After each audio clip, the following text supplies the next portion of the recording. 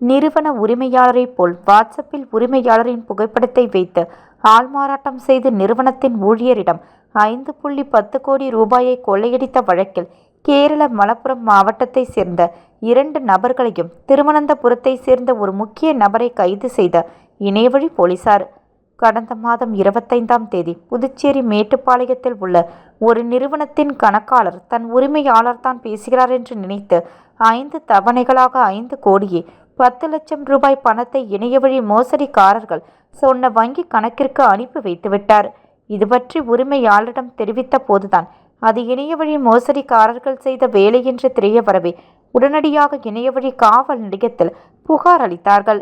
இது சம்பந்தமாக காவல்துறை முதுநிலை காவல் கண்காணிப்பாளர் நாரா சைத்தன்யா உத்தரவின் அடிப்படையில் வழக்கு பதியப்பட்டு விசாரணை செய்யப்பட்டு வந்த நிலையில் காவல் ஆய்வாளர்கள் தியாகராஜன் மற்றும் கீர்த்தி தலைமையில் தனிப்படை போலீசார் கடந்த வாரம் மேற்கு வங்காளத்தை சேர்ந்த 2 நபர்களை புவிக்குள் அலாம் முபி அலாம்கும் கைது செய்து சிறையில் அடைத்தனர். இந்த வழக்கில் சம்பந்தப்பட்ட மேலும் 3 நபர்களை பிடிக்க ஆய்வாளர்கள் தலைமையில் தனிப்படை அமைத்து கேரள மாநிலம் திருவனந்தபுரத்தில் வைத்து அஜித் என்ற நபரை கைது செய்ததில் மேற்படி நபர் தன்னுடைய செல்போனை உபயோகித்துத்தான் அந்த பணங்களை வேறு வங்கி கணக்குகளுக்கு மாற்றியது தெரியவந்தது. அதனால் மேற்படி அஜித் என்பவர் கேரளாவில் உள்ள திருவனந்தபுரத்தில் வைத்து தனிப்படை போலீசார் கைது செய்தனர். மேலும் மலப்புரம் மாவட்டத்தை சார்ந்த சில நபர்களுக்கு இந்த வழக்கில் தொடர்புள்ளது என்பதை கண்டுபிடித்து அங்கு சென்று முகமது ஷாபி அஜ்மல் என்ற 2 நபர்களை தனிப்படை போலீசார் கைது செய்தனர். மேற்படி நபர்கள் 30க்கும் மேற்பட்ட வங்கி கணக்குகளை துவக்கி மோசடி செய்த பணத்தை அந்த வங்கி கணக்கிற்கு மாற்றி எடுத்தது தெரிய வரவே மேற்படி 2 நபர்களையும் கைது செய்து நேற்று மாலை தலைமை குற்றவியல் நீதிபதி முன்பு ஆஜர்படுத்தி சிறையில் அடைத்தனர்.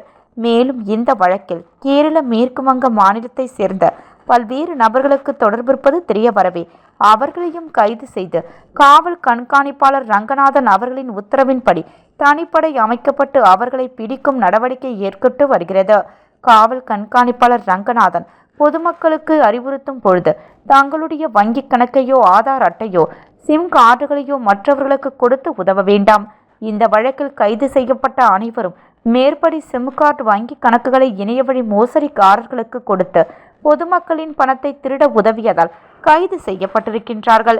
5% கமிஷனுக்கு ஆசைப்பட்டு இதுபோன்ற இளைஞர்கள் இணையவழி மோசடிக்காரர்களுக்கு துணை போவதாக போலீசார் விசாரணை தெரிய வரவே பொதுமக்கள் மிகுந்த எச்சரிக்கையுடன் இருக்குமாறு தெரிவித்துள்ளார்.